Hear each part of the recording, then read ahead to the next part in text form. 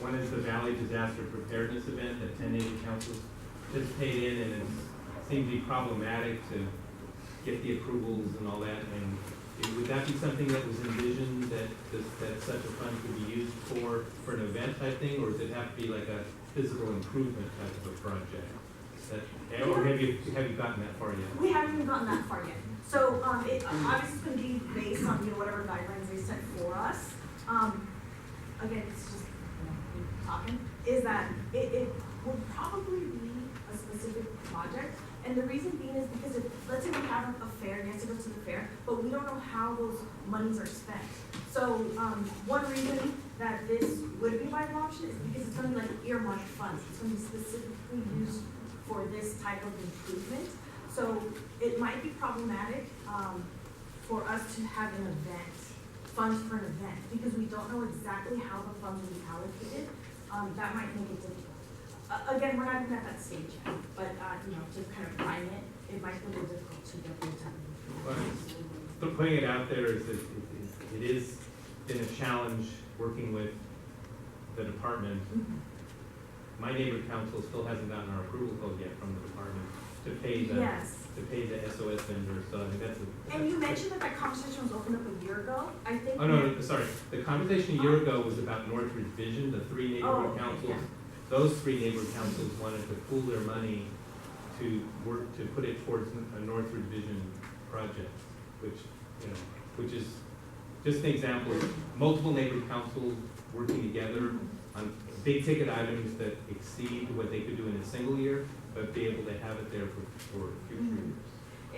And I think that, is a good example of, I think, how, if we get these approvals, they would want to see like those type of projects. But I know also the way your funding system for the neighborhood councils has changed dramatically. So that might, I think that would help in this situation, because, I was involved with the disaster fair, and I understood it's very difficult now, and especially in the first year under the new regulations for you on how you use your funds. I think that actually would help us in this case, as we speak to the departments and city attorney and what have you, to get these approvals. Because the way it is now, you're right, it's you can't plan long term for these things. Hopefully we'll go through, but we're working on it. Jim has a question. Let him go and we'll have to move on. Okay, a real quick question. It's also about funding, but about CD12's discretionary fund. Could we have information about that, where it comes from and where it goes to? We used to get information on that, and we don't have any. I asked Megan at the last Granada Hills Work meeting about that. You want to send me something? Yeah, okay. Specifically what you're looking for, and Okay. I can forward it on to my director. Great, thank you. Thank you, Tanya. Thank you. I will say, as far as that massage legislation, I think we need it.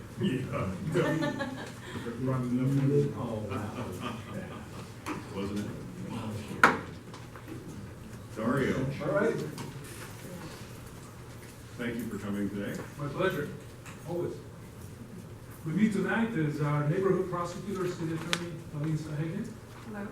And what I'll do is I'll give a quick update on how Devonshire's standing, and then I'll pass it on to Alisa so she can introduce herself. So, as we're coming into the close of the year, another fantastic year for Devonshire. I'll start by saying that the goal citywide across every division in the city was a 3% reduction in property law crime, the most serious offenses, both violent and property, for every division versus 2013. It was challenging for Devonshire just because of the high reduction that we had already accomplished last year. So our goal was really to reach that 3%. And as we're closing in with 3 weeks to go or so, we're actually standing at a 6% reduction. We've doubled the expectation. And it doesn't come easy, it really doesn't.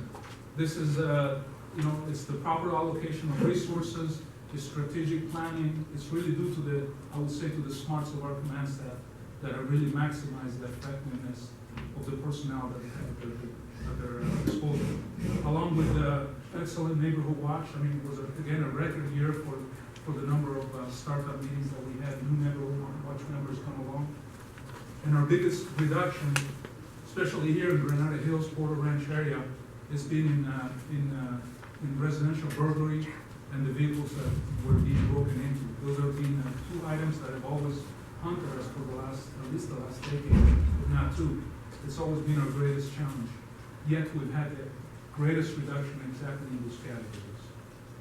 And so, so the Granada Hills car, the Chatsworth car, which combines with the Porter Ranch, and also the Granada Hills car on the east end, which is Janine Angelo's car. These three cars have had the biggest crime reduction in Devonshire itself, leading the division, with 12% for both my car and the Chatsworth car, and 9% for Janine's car, the east side of Granada Hills. So it's just to give you an idea, these are really really exceeding the expectation. 8,100 traffic citations written in Devonshire year to date by our patrol guys, 3,600 arrests, and that's on top of the 55,000 citations that Valley Traffic Division has written year to date to the San Fernando Valley. They've also made 5,500 arrests. So it all brings into the picture where enforcement is really being stepped up. The numbers are high, and we've even managed to reduce our top emergency priority response, which is now down to 6:43, 6 minutes and 3 seconds. So let's hope that A round of applause for the Round. Devonshire officers. let's hope that we can do even better this year. Believe me. Hello, my name is Elise Deacon. I'm a deputy city controller in the Mayor's office. I'm currently assigned to Devonshire area, and I'm the prosecutor for the division. I'm very excited to be here. I was a former resident of Devonshire for approximately over 20 years, and so it's nice to be back in my community. I deal with quality of life crimes within the Devonshire area. I work closely with all the agencies, including LAPD, Council Office, Council District 12, Public Works, Bureau of Sanitation, LAPDS, Health Department, whatever agencies necessary to rectify the issue and to address the quality of life nuisance crimes that are affecting the problem locations or the problem people that we deal with in Devonshire. Apart from that, I also attend neighborhood council, neighborhood watch meetings, work closely with the community, and I'm a liaison to the community and the various agencies. And so if you, bring your concerns to me, I will address them, and if I can't do so myself, I will funnel them to the appropriate individual and department that can assist you with that. Wonderful. Any questions? Can we get your contact information? Yes, I can provide you my email. Would you like this name? Okay. Aline, first name, A-L-I-N. I'm sorry, I can't hear you. Sure. Yeah. A-L-I-N dot S-A-H, S like Sam, S-A-H-A-G-I-A-N at lacity.org. I can repeat it if you like.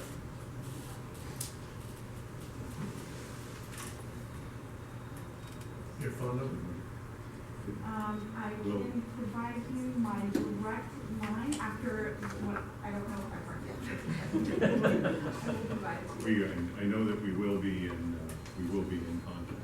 Yes, absolutely. The best way to reach me though is email. I respond to, I have my phone with me 24/7, so. Great. Thank you, Ms. Hogan. It's great to have you on. Thank you, Jared. All right, thank you very much. See you Sunday. Okay, wonderful.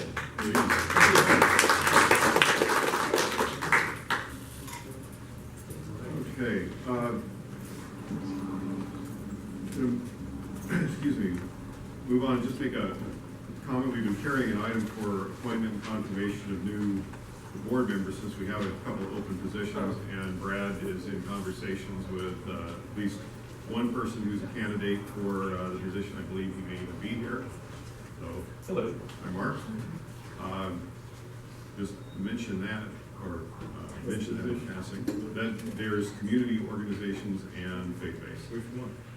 Oh, I'm sorry, Mark would be applying to faith-based. Is Cindy. it the appropriate time to ask them to do this? Uh, Mark, if you'd like to introduce yourself? Oh, Please do. yeah, hi.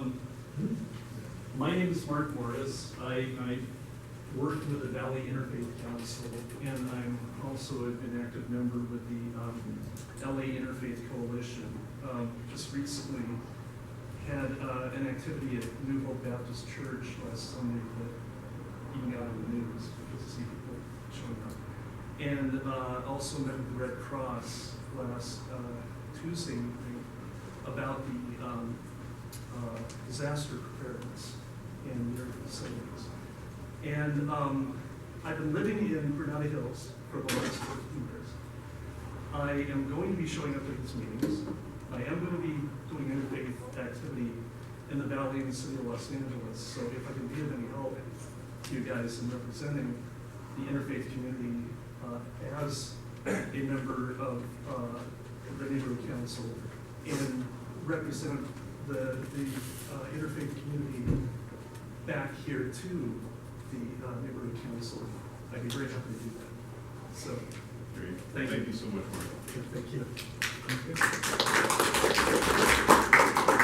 Okay, so on to the officer's report. President has no report. Vice President, I will mention the upcoming holiday parade on December 7th starting at 1:30 p.m. and Jim will have more on that later, along with some information on the holiday tree. Brandon, yes, that's you for the treasurer officer's report. All right, so if you look at the, I'm not sure, I think it was printed out a portrait, so it's a nice little tiny for the stakeholders, but I passed that to the board members, in the landscape version.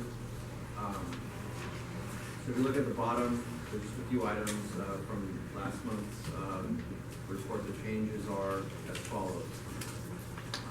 $250 to Aaron DeVandry for website domain for the September website maintenance. $6.99 to reverse Aaron DeVandry because he needed the GoDaddy website domain for we unencumbered last meeting $667.19 for moving it to park since that event was already over. We also reallocated $3,000 from the temporary service budget line item to the general outreach for holiday tree lights that we approved. We paid $142.50 to Togo's for last month's general board meeting food.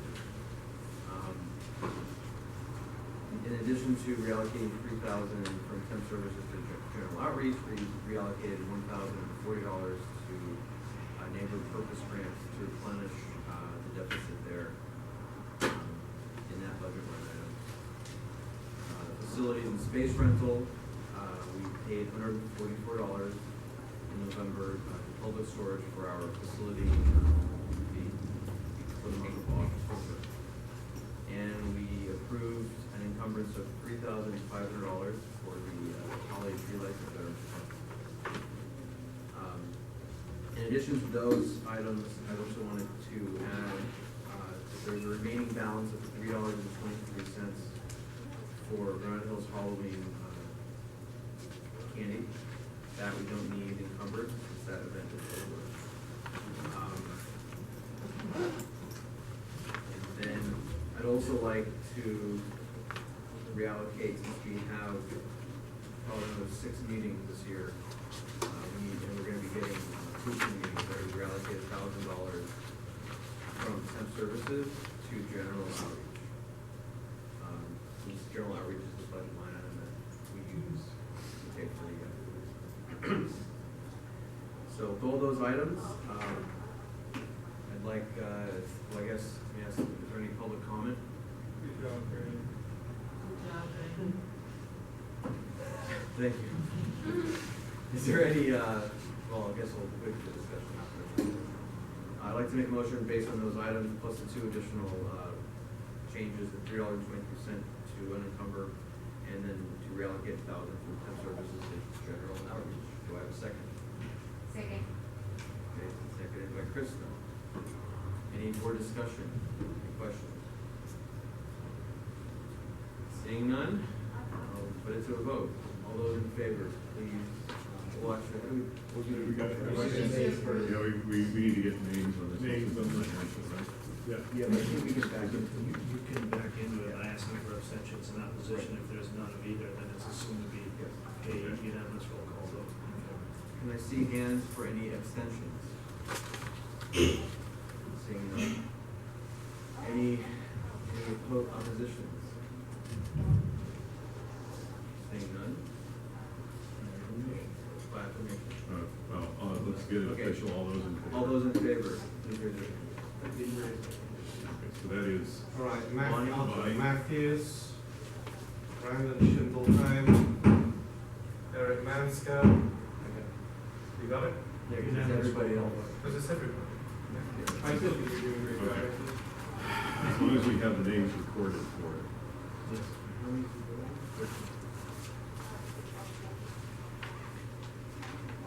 Thank you, everybody. Thank you, Brandon. Okay, does that comprise the monthly expenditure report as well? Yes. Okay.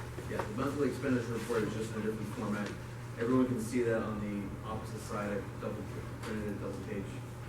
So actually, let me just add in, this is not, doesn't need to be voted on, but just to let you know, there's a cash status analysis section in the middle of the NER, monthly expenditure report.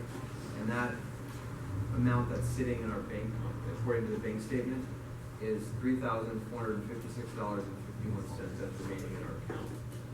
But that's because we haven't gotten the entire they don't give you $37,000 cash. They give it to you when you're running low and automatically replenish it. So I reconciled that balance to the bank statement, and what I've been doing is I've been taking this, attaching it with the bank statement, putting reference numbers, and then circling with the receipt and packaging the entire thing up and posting that to the website. So if everyone really wants to have some good nighttime reading, you guys can do that. But that number is high to the bank statement. Anyway. Thank you. So approximately how much, do we have left of the 37,000? So on the budget report, on the MER, you can see that number. Go down to where it says remaining. Their grand total, or balance of budget, line G.